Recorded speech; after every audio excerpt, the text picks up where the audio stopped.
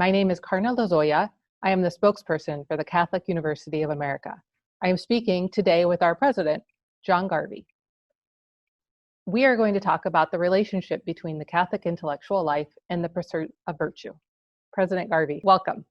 Thank you.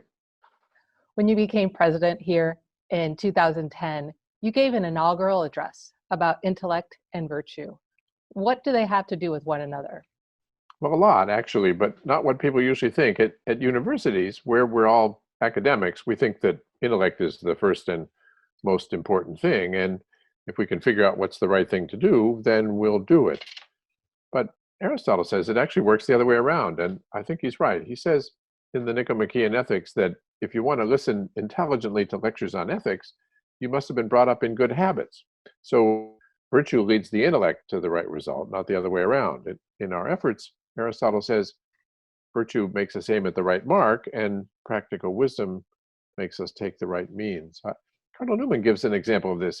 He gave a wonderful sermon on the Feast of St. Monica about St. Augustine, and he said in his sermon that if we fall into bad company, we develop a distaste for good, and we begin to fashion our own ideas to fit the life we're living, and after a while, we're let off the path altogether. We've been this seems natural when we're talking about theology, but here's another example when we're talking about beauty and art and music and poetry and architecture. Our appreciation isn't, in the first instance, an intellectual judgment. We talk about the sense or the experience or the love of beauty. Our heart goes first, and our intellect follows afterwards. Tell me, in the year 2020, are college students interested in studying virtue? You know, it's a surprise to me that they are. I teach a course every spring entitled The Virtues to 25 freshmen in our honors program. It's a study of the cardinal virtues and the theological virtues, you know, temperance and prudence and justice, fortitude, faith, hope, and charity. And it's my favorite thing to do in the spring. It's a 3-hour class. We meet a couple times a week for an hour and a half. And the students love it almost as much as I do. In fact, I got my course evaluations today. Let me read you a couple of the responses. The question was, what are the strengths of this course? And one student said, instead of providing an overview of a few virtues and leaving it at that, this course invited students to delve deeper into some of the most important virtues, identify why they're important, and relate them both to our world today and our daily lives. And here's another one. This course is a great way to learn about the cardinal and theological virtues, not just a great way to learn about them, but to apply them in daily life as well. I was really happy that they saw that the point of it was not just an intellectual exercise, that it was actually about something that mattered in their lives. And that's what Aristotle was trying to say. I've heard from some faculty that students really speak of the virtues class as something that makes a huge impact in their lives, which is the point.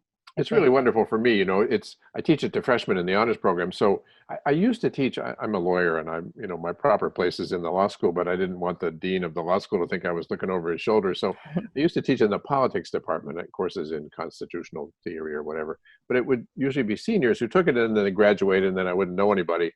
I teach this course to freshmen in the honors program. So I know them all 4 years of their careers here. I get to know them really well. It's a wonderful thing for me. I hope it's good for them. Yes, I've heard it is great. They appreciate the course. You've spoken about faith as indispensable in having an indispensable role in the search for truth. Could you talk about what that role is?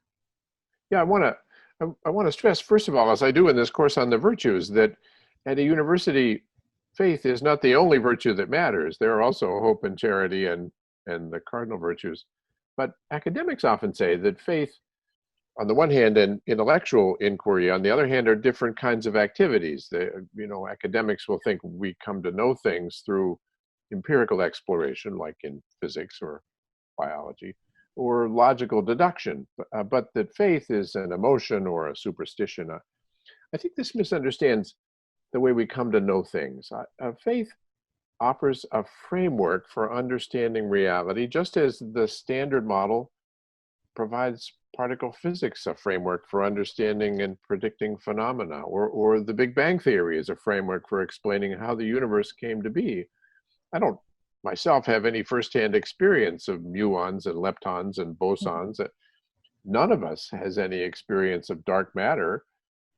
I'm not even sure I'm persuaded that dark matter exists, but the physicists are. None of us was present at the Big Bang. What we have is a theory that's backed by a consensus of a multitude of scientists, each of them endorsing the other's opinion. So they have overlapping neighborhoods of expertise, but it's our theories in these cases are beliefs in the testimony of wise people who are well informed about different components of the theory.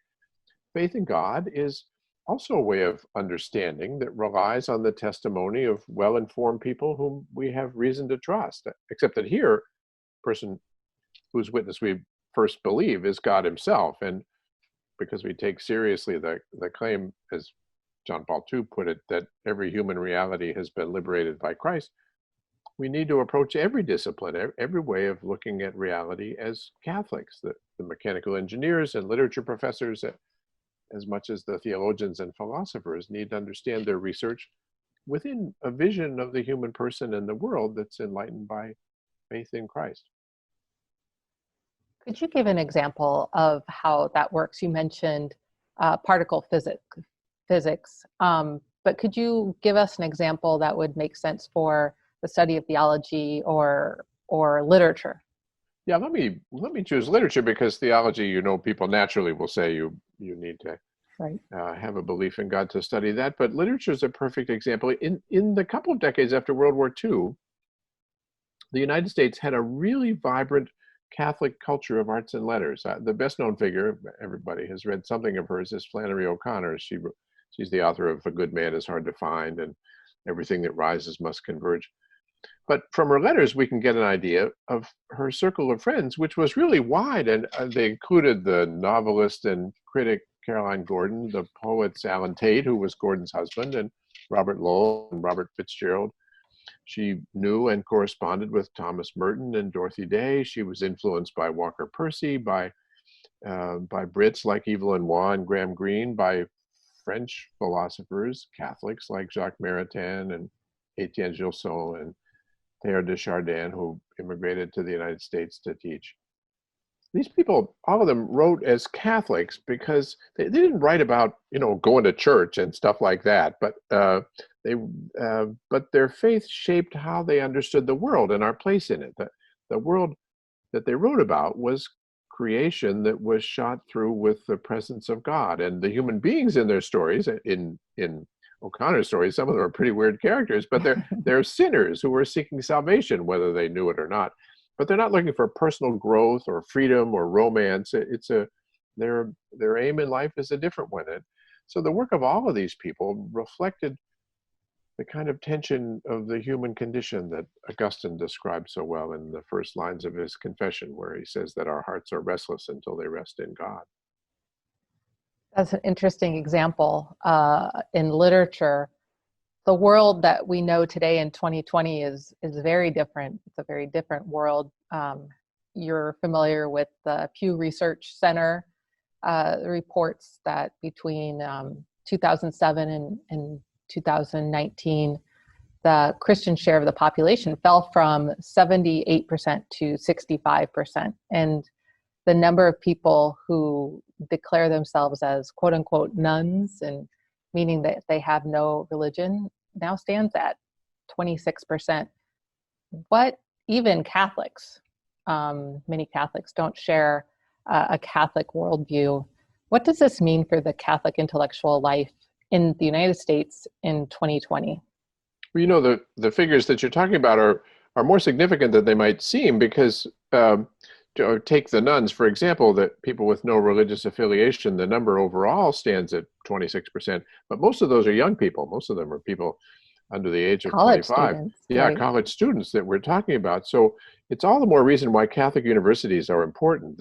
This is why St. John Paul II emphasized in Ex Corde Ecclesiae that Catholic universities ought to have a majority of Catholic faculty. Not that it's a it's a sort of tribal thing, but that if we want to build a Catholic intellectual tradition, we need a faculty that approaches every discipline, history, biology, literature, engineering, as Catholics. And it's our job to build an intellectual culture that's guided by a distinctive vision of reality and offer it to these young people so that they have an alternative on the menu to what's on offer in the culture. And I have to say, we can't, I mean, outside our own fields, I'm a lawyer, as I was saying before, so I can't really say in the field of architecture or in music or economics, so exactly what sort of culture or what sort of this community would produce, but history suggests that it'll be something distinctive and wonderful.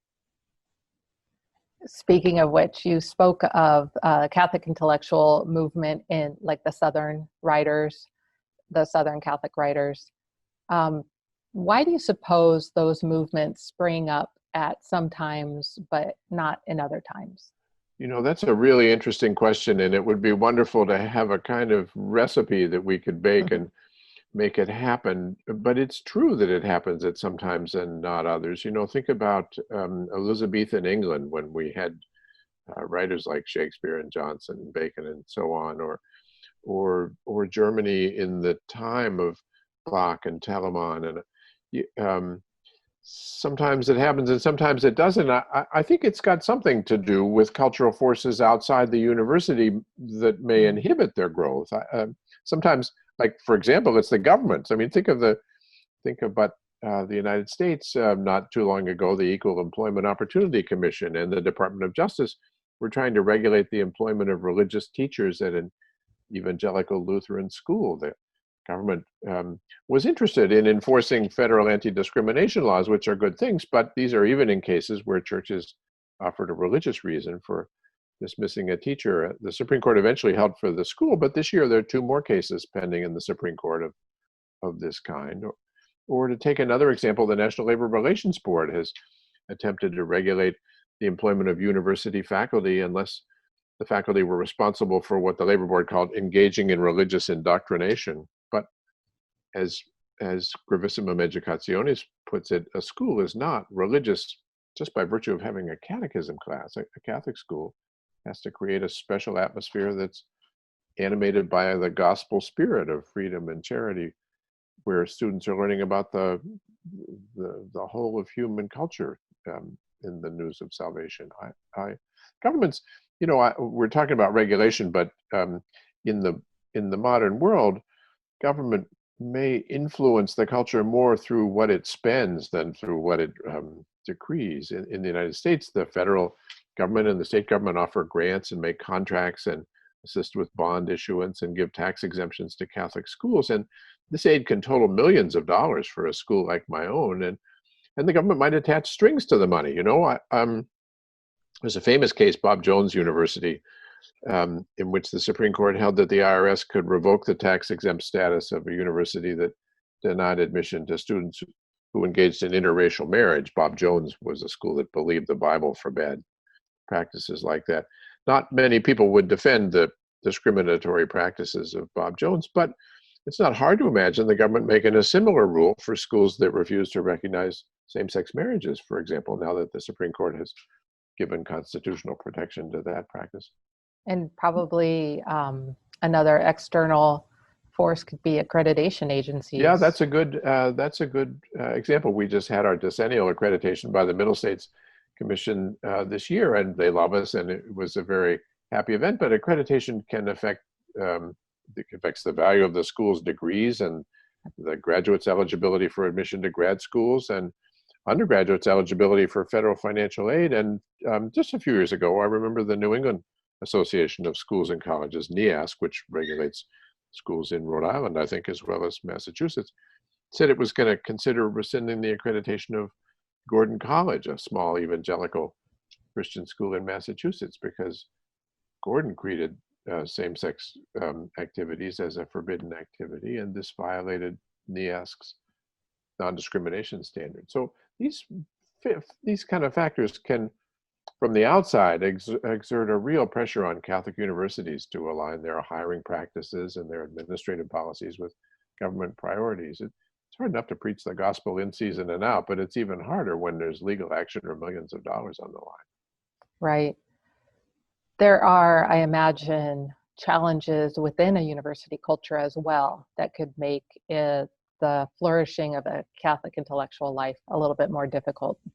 Well, that's certainly true. It's too easy to write off schools, Catholic schools' failure to create an intellectual culture of the sort I'm describing by blaming it on the government. But in fact, it's their own responsibilities, and academic culture itself poses challenges to the development of Catholic intellectual life. There's a tendency to yield to what George Marsden calls methodological secularization. I think about hiring practices at universities.